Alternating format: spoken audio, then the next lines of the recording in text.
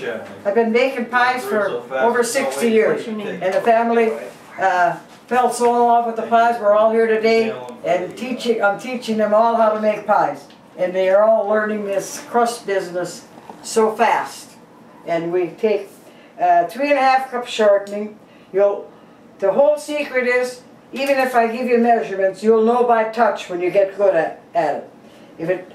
If you get too much shortening in it, you've got to take it back and add a little more flour and maybe a little more 7-Up.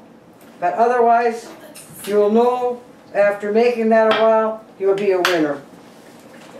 Okay, now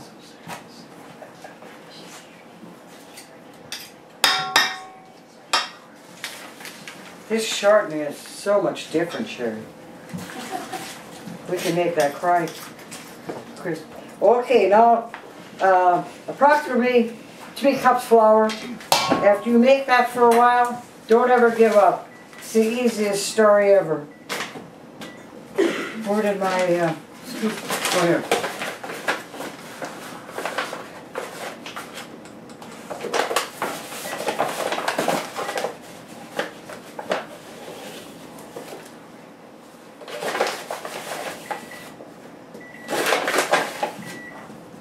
Okay, just like that.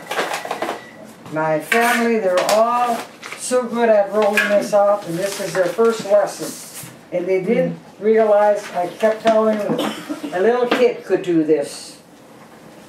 And that's the truth.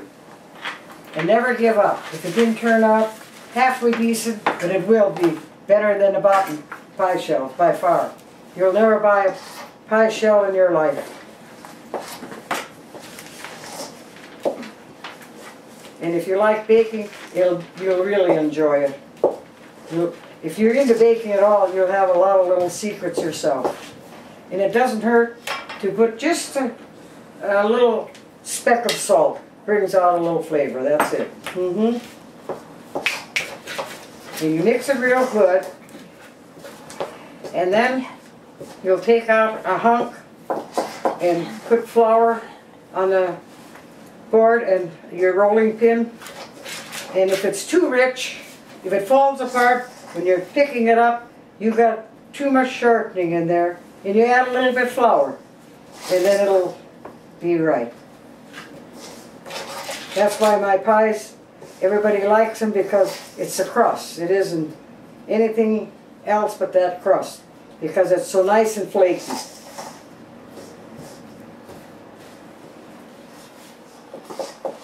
And if you want to take a lesson, you can come to Whittier, California. I'll be glad, just so happy to help you. Anytime you fly to California, look me up. 964-184. Okay, here we go. Now, I'll take a scoop of the flour. My arthritis is acting up. Okay, a scoop of this. I was going to bring you the temperature, Sherry. Sure. Okay, here we go.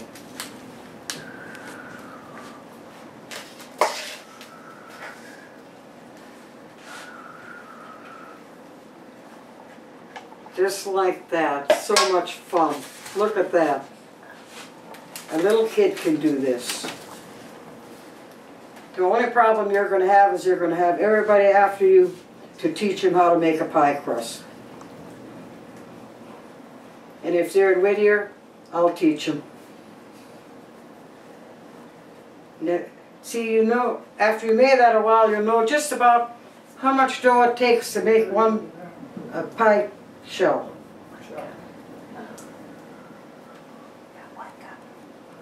There we go. And what did I, oh, no.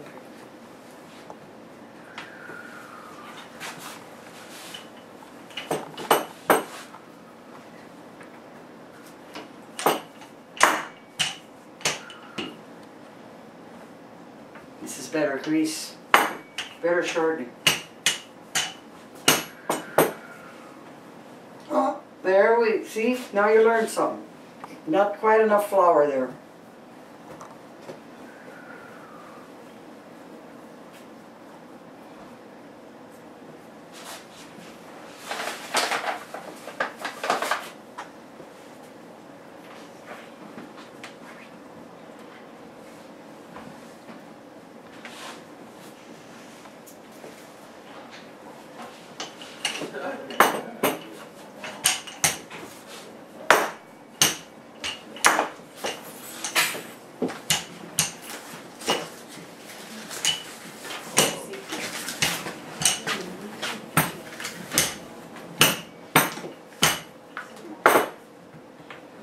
What happened to the spatula, do you know?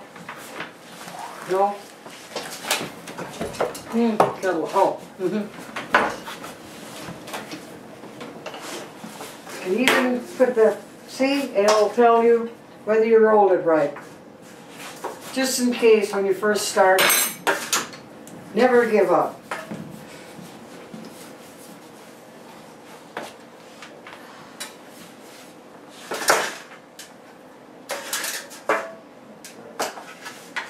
Okay, now you just go like this and fill that in if it didn't fit just so.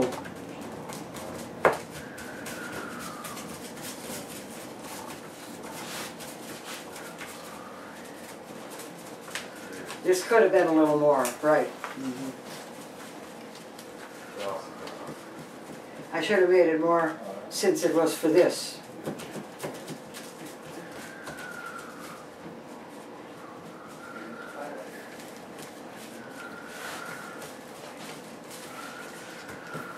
See, it's too skimpy right here. See that? Will that pass? Sherry? Yes. Add a little. You want me to add some? Uh-huh. I can do it over, but that ain't good. No. My arm is there. Oh. So what's your name? Huh? I can't read that. Who are you? What are you trying to tell me? Who are you? Who are? Robie Eckes. From? Whittier, California. Originally from? But I was born and raised in Arlington, Minnesota, and I'm a full-blooded German. And Germans like to bake. And how many years? They like to cook. How many years you been making pies? And I've been making pies for 60 years. And how many do you usually make at a time? 12. And give them away.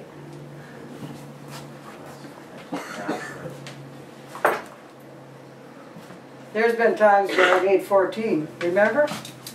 7 apple and 7 something else.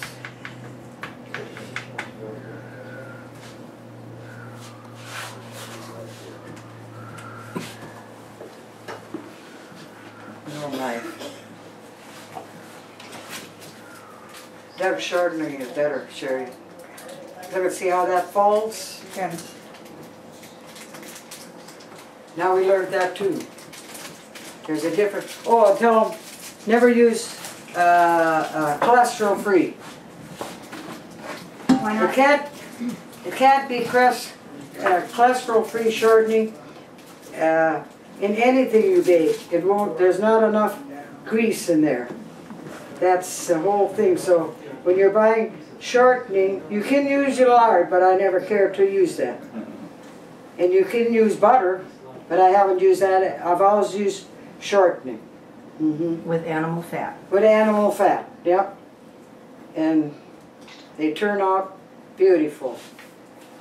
And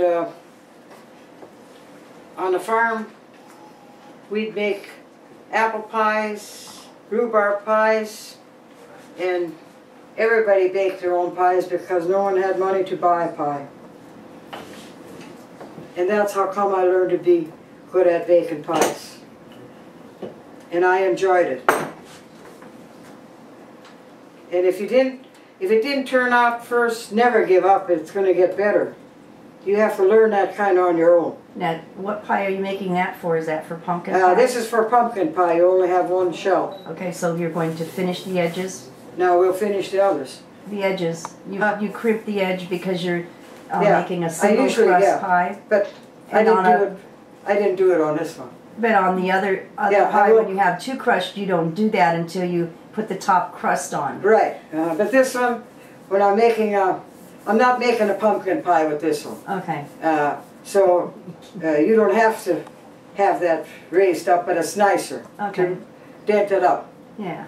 But if you don't know anything about it, just leave it like this. Your pie is going to be real good. Okay. Till you get better at it, and then you can copy anybody else. When you buy a pie, you say, "Oh, I want my crust looking like that." But if you ever make this, you'll never buy a bottom pie. And it's not very expensive to do this, is it? No, it's a matter of time. Okay. It's worth it because it's so much better. The flavor. There we go. Thank you. Happy holidays. Thank you. Same to you.